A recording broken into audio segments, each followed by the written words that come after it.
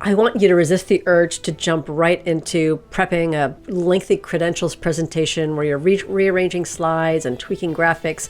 That's not what's important.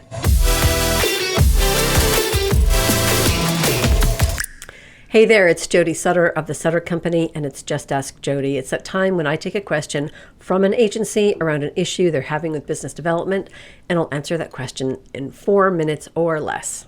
And today the question is, how do we prepare for an initial connection call with a new prospect? So I think what you want to do is you want to make this initial call a thoughtful call, one that's an exchange, a conversation, rather than a one-way presentation.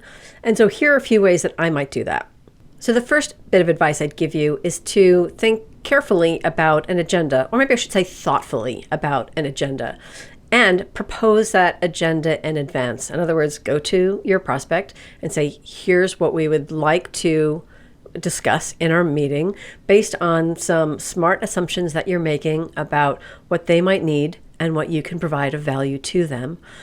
I think what's really nice about providing an agenda in advance is that it gets them to endorse that agenda. It gets them kind of psychologically invested in the meeting that's to come.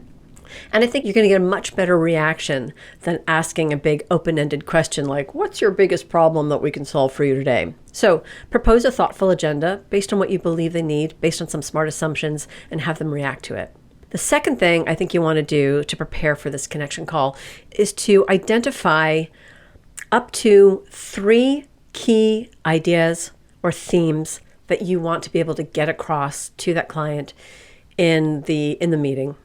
So these are probably the top 3 reasons why you deserve this business, the top 3 reasons why they're going to find the most value from you, the top 3 things that they're going to walk away remembering what you said about yourself.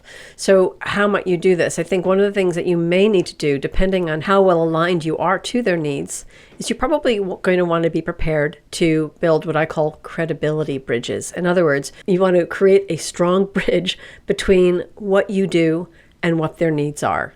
So if you are talking to a prospect that is doing business in the same kind of business category that you already have a lot of experience in, that credibility bridge is going to be really easy. And it's probably already built. You don't have to work that hard to build it. But if you are talking to a prospect in an entirely new category, let's say you're well known for your work in financial services, but this prospect is a consumer electronics client.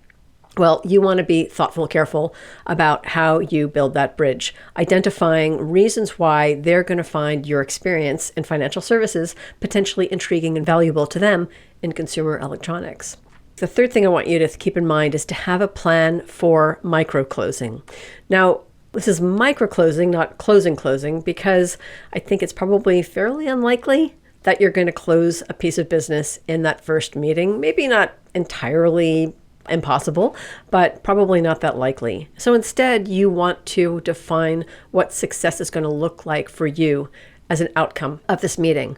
And so micro-closing might be things like securing a second meeting or securing a second meeting with additional people who will need to endorse the decision to hire you if it gets that far.